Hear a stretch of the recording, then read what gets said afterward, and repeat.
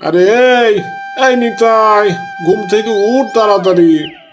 শুধু ঘুম আর ঘুম। বেলা দুপুর হয়ে গেল, এখনো ঘুমোচ্ছিস? আমার হয়েছে যত জ্বালা। অলস ছেলেটাকে নিয়ে যে আমি কি করি। নিতাই তার বাবার কথা শুনেও না শোনার ভান করে আবার ঘুমিয়ে পড়ল। না, আর তো চলে না। দিনকে দিন ওর ঘুম বেড়েই চলেছে। দাঁড়া, দেখাচ্ছি মজা। অত ছাড়া বাদর। এদিকে আমি খেটে মরছি, আর তুই শুধু ঘুমাচ্ছিস। আজকে তোর একদিন কি আমার একদিন। ওহ বাবা, সবে তো সকাল। এটা ঘুম থেকে ওঠার কোনো সময় হলো নাকি? আমার যে শুধু ঘুমোতেই ভালো লাগে, কাজ করতে একদমই ভালো লাগে না। তার জন্যই তো উঠাচ্ছি। যা, কাজ কর গিয়ে। তোকে বসিয়ে বসিয়ে খাওয়াতে পারবো না। অলস কোথাকার। যা, বেরিয়ে যা আমার বাড়ি থেকে। থাকো, থাকো তোমার বাড়ি নিয়ে। আজ থেকে আমি আর বাড়ি ফিরবো না। নিজের বাবা কি এত নিষ্ঠুর হতে পারে? আমার বাবাকে না দেখলে বুঝবে না কেউ। ছেলের ঘুম পছন্দ করে না, এটা আবার কেমন বাবা? আর যাব না বাড়ি, বলে দিলাম। হ্যাঁ, বাইরে গিয়ে আরামসে থাকবো, কখনোই আর বাড়ি যাব না, বলে দিলাম। হ্যাঁ। এই বলে নিতাই বাড়ি থেকে বেরিয়ে গেল। নিতাই হাঁটতে হাঁটতে এক সময় গ্রাম থেকে অনেক দূরের অন্য এক গ্রামে চলে এসেছে। সে খুব ক্লান্তি অনুভব করছে। তার ক্লান্ত দেহটা নিয়ে একটি গাছের নিচে বসলো। কিছু সময় পরে সে নিজের অজান্তে গাছের নিচেই ঘুমিয়ে পড়ল। মহা জ্বালায় পড়লাম। গাছতলায় শান্তি নেই এদের জন্য। এদের কি খেয়ে দিয়ে কোনো কাজ নেই? দিল আমার ঘুমের 12টা বাজিয়ে। এই যে দাদা, এখানে সবাই ঘুরতে আসে, আপনার মতো কেউ ঘুমাতে আসে না। আরে দাদা, ঘুমের আপনি কি বুঝবেন? ঘুমিয়ে যে কি শান্তি পেয়েছেন কখনো? আর হ্যাঁ, আমরাও এখানে ঘুরতে এসেছি। এটা এখানকার খুব বিখ্যাত জায়গা, তাই আমরা এখানে ঘুরতে আসলাম। আপনি বোধহয় এখানে ঘুমাতে এসেছেন, তাই না? আরে কি বলছেন মশাই? এখানেও মানুষ ঘুরতে আসে নাকি? আমার তো জানা ছিল না। এই যে দাদারা, সিঙ্গারা নিয়ে যান।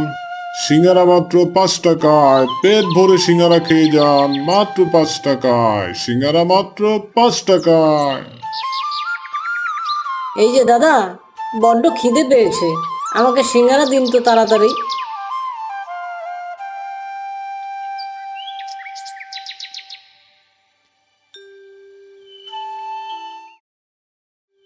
উফ, খিদে তো গেল না মনে হচ্ছে। মনে হচ্ছে খিদে আরো বেড়ে গেছে। না, আরো খেতে হবে সিঙ্গারা আমাকে।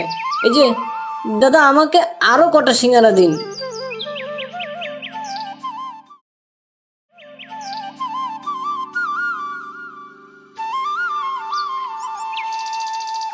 ওহ, এতক্ষণে বোধহয় পেটটা ভরেছে। হেব্বি লাগছে এখন। খিদেটা তাহলে চলেই গেল। যাক, ভালোই হয়েছে। খাবারটা বেশ মজার ছিল। উফ, জিভে লেগে আছে এখনো। এই যে দাদা, টাকাটা নিন, ধরুন। নিন তো, দেরি হলে তো বলবেন। খদ্দের ভালো না। আরে দাদা, এটা কি দিলেন? মাত্র 5 টাকা। আমি তো আপনাকে 20টা সিঙ্গারা দিয়েছি, আর 20টা সিঙ্গারার দাম হয় 100 টাকা। আপনি আমাকে 100 টাকা দিবেন, 5 টাকা দিচ্ছেন কেন? আপনার কি মাথা ঠিক আছে? আমার তো মাথা ঠিকই আছে, আপনার বোধহয় মাথাটা গেছে পুরোই। আমিও তো বলছি 20টা সিঙ্গারা খেয়েছি আমি। আমি কি অস্বীকার করছি?